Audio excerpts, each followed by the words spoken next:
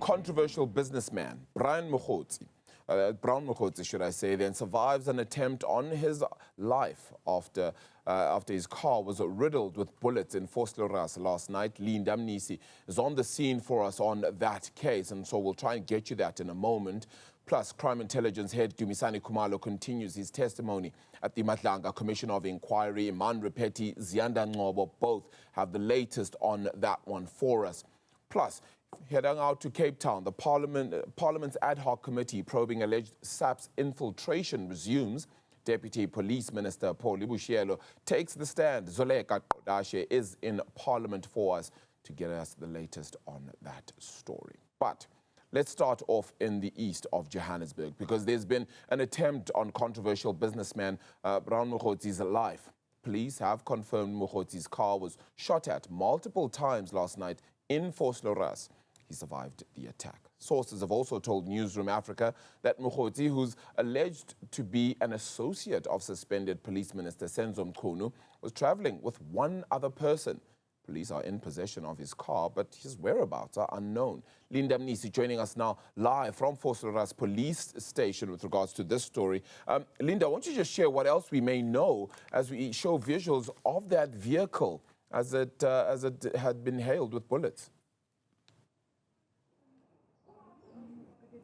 Well, I just want to quickly show you, Arabile, the vehicle that Brown Mogotsi was traveling in. We're inside the Vosloorus police station at the moment, and it's parked right at the entrance of what would be called the client service center, really. So my colleague Thabo Mokoena is giving you what looks like a shattered window, but also some bullet holes, really, that are on this particular vehicle. You know, these are just visible from our standpoint, really, but I want to bring in Athlenda Mathe, who'll give us a sense, really, of what really transpired. Athlenda, thank you so much for your time. This is the vehicle that Brown Mogotsi was traveling in. Won't you just give us a sense of what exactly happened? A very good morning, and thank you for the opportunity. At around 10 o'clock last night, we were called by a security official belonging to a private security, alerting us that there was a shooting around the area.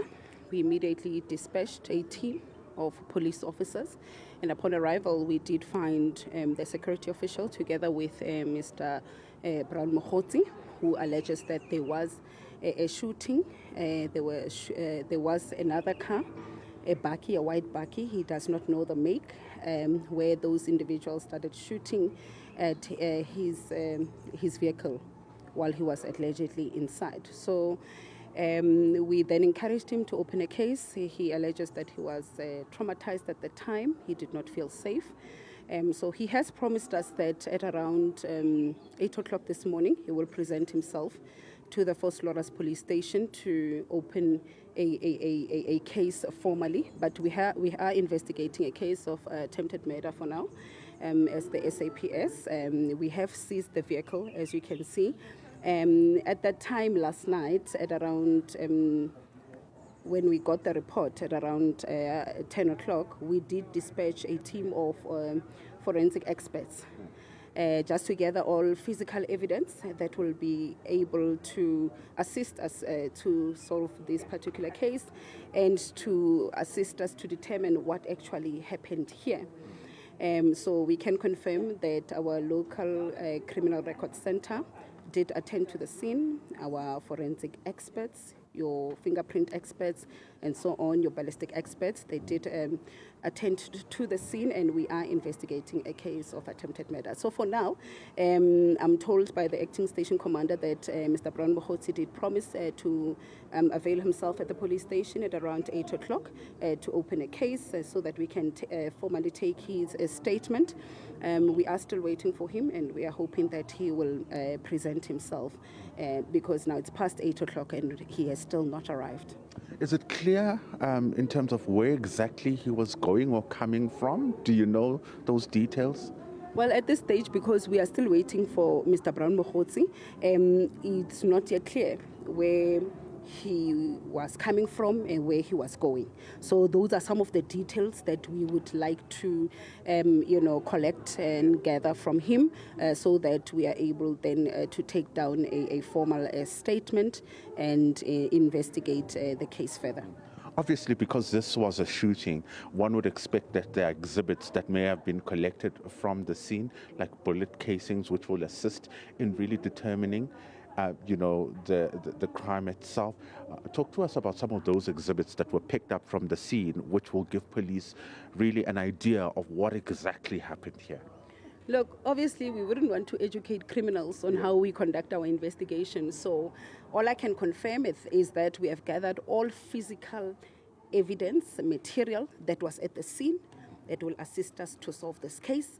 And that evidence will be able to give us, an idea of what really transpired. So our teams are working around the clock to try and solve this particular case. But what is important and what will assist us is to get Mr. Brown Mogotsi's statement. So we are waiting for him here at the Vosloorus police station. We understand that, sorry, just one last one. We understand that he was traveling with someone else. This would mean that there are no injuries, right, since he's able to present himself to the police station. But do we also know the identity of the other person? So for now, we are told, it's not yet clear, but we are told he was alone.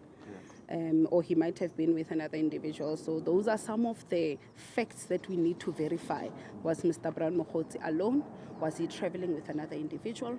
Who is that particular individual? Because we would have to get the statement, a witness statement from that individual and so on. So we are hoping that he will present himself at the police station so that we are able then to conduct a thorough investigation to get to the bottom of what has happened. But our investigations continue. The car is here at the police station. It is safeguarded, and we are on the ground and we are hard at work to solve this particular case and to actually determine what exactly happened last night. Athlenda, when we look at the state of the vehicle, it doesn't seem to be a car that was upkept or regularly used. Just talk to us in terms of the registration. Do we know who the car belongs to?